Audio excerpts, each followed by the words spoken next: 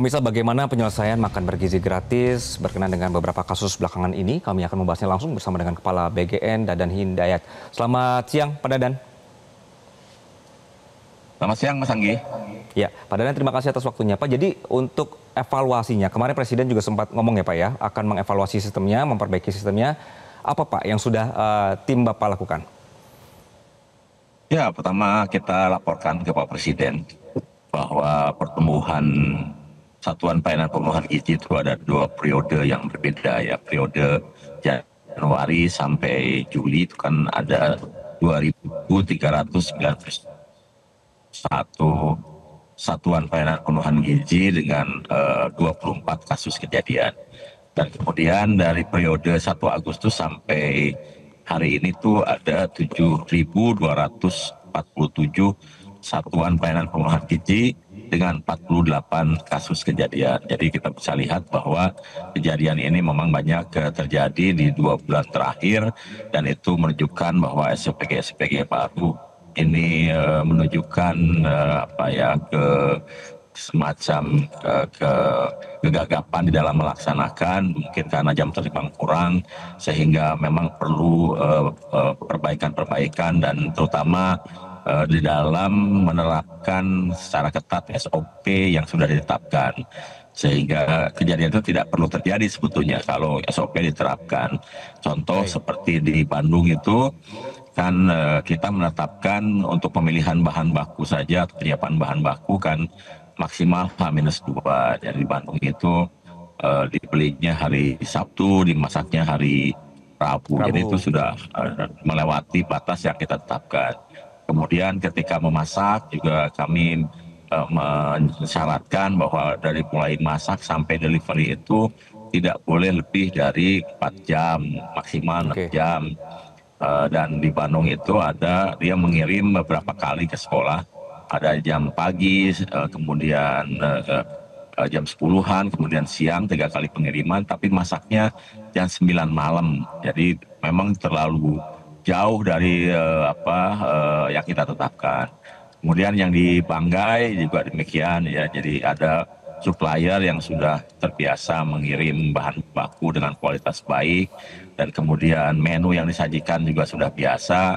Tapi kemudian karena mungkin ingin mengadopsi kearifan lokal, pemasok lokal, sehingga penggantiannya terlalu terburu-buru ya, sehingga secara drastis diganti pemasoknya atau suppliernya, dan supplier yang baru kelihatannya juga belum sequalified yang lama, sehingga terjadilah alergi pada penerima manfaat. Itu hal-hal yang kita lihat evaluasinya, sehingga dengan demikian saya laporkan ke Pak Presiden.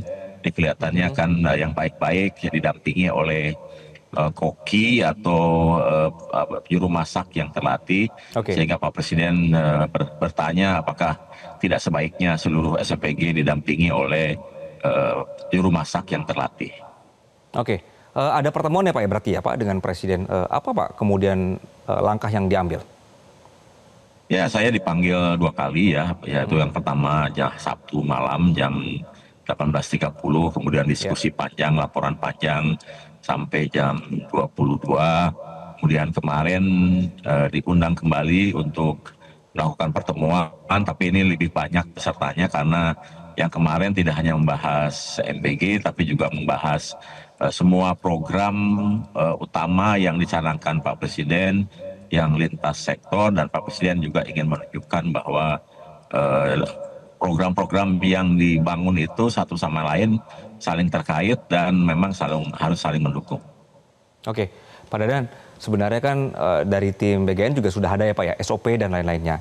Nah, pertanyaan berikutnya Pak, bagaimana kemudian SOP ini sampai di SPPG yang paling di daerah-daerah Pak? Ya, kami kan intensif komunikasi dengan mereka, dan kita juga sering melakukan bimbingan teknis terkait dengan penerapan SOP. Ini hanya kelihatannya kan situasional pelaksanaan di lapangan dengan istilahnya inisiatif yang mungkin mereka anggap sebagai bagian dari strategi kerja atau inisiatif untuk efisiensi waktu, sehingga mereka melakukan di luar yang sudah digariskan. Jadi memang kemudian akhirnya dengan kejadian ini kami kumpulkan kembali seluruh kepala satuan pelayanan pemenuhan gizi, dan terutama yang hari ini operasional baru ada sekitar 600-an kami kumpulkan, kemudian kami berikan arahan bahwa untuk yang SPPG baru yang baru beroperasional tidak boleh melebihi 1.000 penerima manfaat untuk tahap-tahap awal agar mereka terbiasa dan kemudian mereka mampu menguasai dulu seluruh hal terkait dengan kualitas layanan dan ketepatan waktu pengiriman. Oke, Pak, nanti siapa Pak yang akan mengawasi berkenaan dengan SOP, ukuran makanan, gizi makanan, dan lain-lain? Banyak juga ya Pak yang beredar bahwa MBG di daerah tertentu ini berbeda dengan MBG lainnya Pak. Ya, kami kan pertama ya tidak menetapkan standar komposisi menu. Karena kami menetapkan standar komposisi gizi, sehingga kami menggunakan satu ahli gizi, satu SPPG untuk menciptakan variasi menu di setiap SPPG berbasis potensi sumber daya lokal dan kesukaan masyarakat lokal. Di BGN sendiri sudah ada bagian untuk melakukan pengawasan di bawah Deputi Pemantauan dan Pengawasan, dan ini secara rutin melakukannya. Kemudian untuk hal terkait dengan penggunaan anggaran dan sebagainya kami ada inspektorat. Nah, sekarang dengan berbagai perkembangan yang ada, kami kelihatannya akan lebih banyak berkoordinasi dengan pemerintah daerah dan juga instansi lain yang memang berkaitan dengan berhubungan dengan pengolahan makanan, ya, terutama dengan dinas-dinas kesehatan, dinas ketahanan pangan, BPOM, kemudian asosiasi-asosiasi yang kompeten untuk bersama-sama melakukan pengawasan dalam program makan bergizi gratis. Oke, Pak Dadan, terakhir Pak, ada yang Bapak ingin sampaikan kepada orang tua yang kemarin kemudian mengeluh tentang program ini, Pak? Ya, pertama-tama saya mohon maaf kepada para orang tua yang anaknya atau bahkan orang tuanya mengalami kejadian, karena kami sadari bahwa setiap kali ada kejadian, maka ada yang tersakiti. Setiap kali ada kejadian, ada orang tua yang khawatir. Setiap kali kejadian, ada kepercayaan publik yang tergores.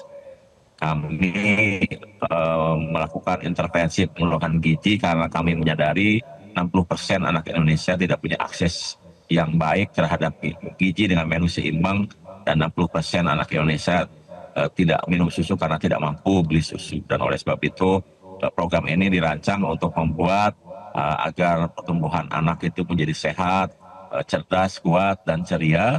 Dan ada kejadian-kejadian yang tidak diinginkan, sekali lagi kami mohon maaf, semoga kejadian ini tidak terulang kembali dan kepercayaan kepada pengelolaan program ini kembali didapatkan agar kita bisa menciptakan generasi emas 2045, tenaga kerja produktif yang akan mengawal Indonesia ke depan, yang tumbuh sehat, kuat, cerdas, dan ceria. Baik, Pak Dadan, terima kasih banyak Pak sudah bergabung di siang hari ini bersama kami. Jelajahi cara baru mendapatkan informasi. Download Metro TV Extend sekarang.